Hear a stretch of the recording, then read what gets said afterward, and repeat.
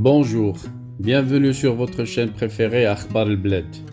Nous sommes le 19 juin 2021, il est 13h, c'est déjà une guerre qui commence entre l'Espagne et le Maroc. Ne craignez rien, ce n'est pas une guerre militaire, il s'agit d'une guerre de commercialisation des produits agricoles. Oui, ce n'est pas une guerre militaire, mais c'est bien la pire des guerres, la guerre économique. En effet, le bras de fer entre les producteurs agricoles marocains et espagnols prend une nouvelle tournure. En s'intéressant cette fois à l'avocat exporté vers l'Union européenne, ce mercredi, la Confédération marocaine de l'agriculture et du développement rural a dénoncé les allégations mensongères lancées par une association espagnole concernant la qualité de la production nationale d'avocats. Dans un communiqué repris par l'AMAP, la Confédération a confirmé son soutien à l'Association marocaine des producteurs d'avocats face à l'Association des agriculteurs de Valence la semaine dernière. Le président de celle-ci a saisi l'occasion de l'interception d'un lot d'avocats produits au Maroc et exportés vers les Pays-Bas avec des résidus de substances phytosanitaires pour dénoncer un scandale. Faisant l'écho de cette interception, Cristóbal Aguado a dénoncé le fait que l'avocat produit au Maroc est vendu comme biologique et par conséquent ne devrait avoir de résidus d'aucune substance, évoquant un produit sans les garanties sanitaires adéquates.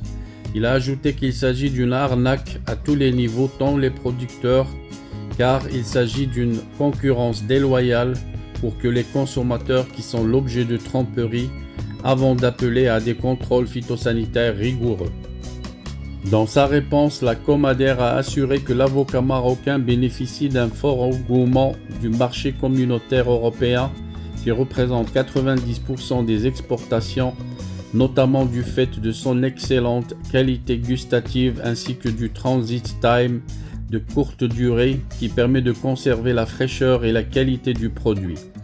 L'avocat représente aujourd'hui une filière d'avenir pour le pays, tant au niveau des opportunités d'emploi qu'au niveau des investissements nationaux et internationaux, a-t-elle indiqué. Mettant en avant les conditions pédoclimatiques exceptionnelles et propices à son développement dont il bénéficie et son respect de l'ensemble des standards internationaux, elle assure que la filière est accompagnée par des structures étatiques de contrôle et de régulation telles que Morocco Fodex et l'ONCA, qui chaque année effectue proactivement des milliers d'analyses. Quant aux allégations de l'association espagnole, la Comader souligne que l'utilisation de chlorpyrifos est strictement interdite et contrôlée au Maroc depuis octobre 2020, faisant suite à sa récente interdiction par l'Union européenne.